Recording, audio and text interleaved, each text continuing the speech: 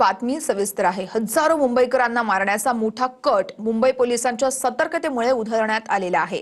फयाज प्रेमजी या व्यक्तीने मोहरमच्या मिरवणुकीमध्ये pain killer म्हणून विषारी गोळ्यांचं वाटप केलं। पोलिसांकडून या प्रकरणात दहशतवादी कट असल्याच्या अँगलने तपास सुरू झालेला आहे। बघूयात नेमकं प्रकरण काय आहे सविस्तर।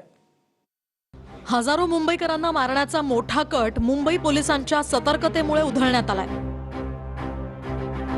भायखळ्यातल्या मोहरमच्या मिरवणुकीत फयाज प्रेमजी नावाचा व्यक्ती पेनकिलर म्हणून कॅप्सूलचं वाटप करत होता। या प्रत्येक कॅप्सूलमध्ये त्यानं 1 ग्रॅम झिंक फॉस्फाईड मिसळलं होतं। झिंक फॉस्फाईड हे उंदीर किंवा घुशी मारण्यासाठी वापरण्यात येतं। झिंक फॉस्फाईड मिसळलेल्या या गोळ्या फयाज प्रेमजी हा व्यक्ती मिरवणुकीतल्या लोकांना वाटत होता। थोड्या गोळ्या वाटलेल्या असताना मुंबई पोलिसांना त्याचा संशय आला। त्यानंतर पोलिसांनी संबंधित व्यक्तीला ताब्यात घेत कॅप्सूलचा साठा जप्त केला।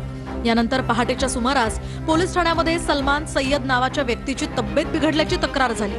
फयाज प्रेमजीने दिलेली कॅप्सूल खाऊनच संबंधित व्यक्तीची तब्येत बिघडल्याचा संशय आहे। तर पोलिसांनी फयाज प्रेमजीकडून तब्बल 14,900 कॅप्सूल जप्त केल्यात। फयाज प्रेमजीनं ऑनलाईन साईटवरून 3,000 कॅप्सूल आणि 50 किलो झिंक फॉस्फाईड खरेदी केलं होतं।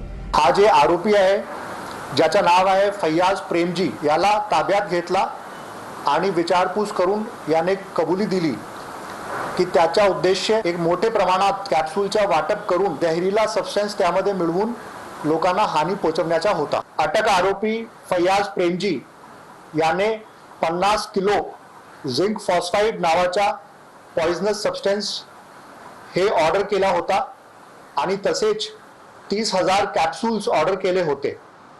आतापर्यंत 14,900 कॅप्सूल्स हे जप्त करण्यात आलेली आहे आणि प्रत्येक कॅप्सूल मध्ये 1 ग्राम झिंक फॉस्फाईड हे त्याने मिक्स केलेला आहे।